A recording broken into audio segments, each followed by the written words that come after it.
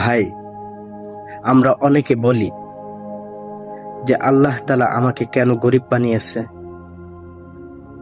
কেন এত অসহায় বানিয়েছে। তো ভাই, একটা কথা শুনে যাবেন।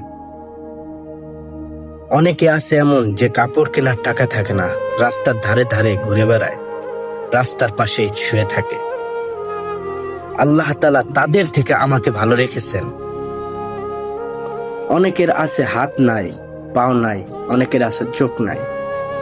আল্লাহ তাআলা আমাকে চোখ দান করেছেন, হাত দান করেছেন, পাও দান করেছেন। আমরা চলে ফিরে খেতে পারতেছি, এমনকি সুস্থতা দান করেছেন। আল্লাহ তাআলার কাছে কত বড়ই না শুকরিয়া যে আল্লাহ তাআলা আমাদেরকে এত বড় নিয়ামত দিয়েছেন।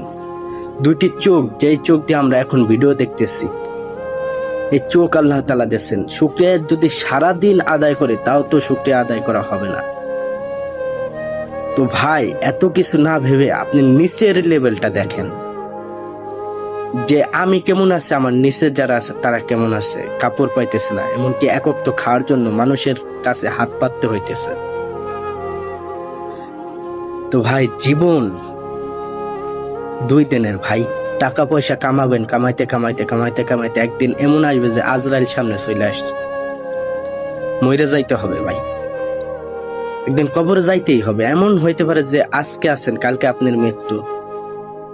এমনও হইতে পারে যে এখন আছেন, বিকেলে আপনার মৃত্যু। তারপর কি করবেন?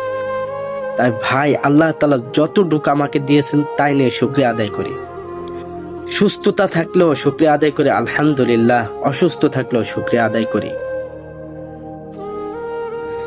তো সব থেকে বেশি বড় নিয়ামত হলো আল্লাহ তাআলা আমাদেরকে সুস্থ রেখেছেন,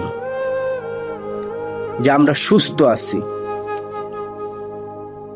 তো ভাই, কোনো সময় আফসোস করবেন না নিজের জীবনকে নিয়ে। আল্লাহ তাআলা আমাদেরকে অনেক ভালো রেখেছেন।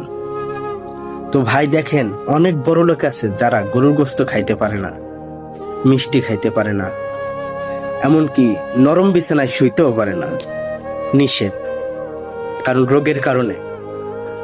আর আমাদেরকে কত বড় নিয়ামত যে আমরা কত সুন্দর শুইতে পারতেছি, খাইতে পারতেছি। এটাকে আল্লাহ তাআলাই করেন। আল্লাহ তাআলা রিজিকে যতটুকু রাখছেন ততটুকু ইনশাআল্লাহ পাবই। তো ভাই, আবারও বলি, আফসোস করবেন না নিজের জীবনকে। জীবন আস্তে আস্তে ফুরাই যাবে। আখিরাতের জীবনে সর্বোচ্চ জীবন, যার শুরু আছে তো শেষ নেই।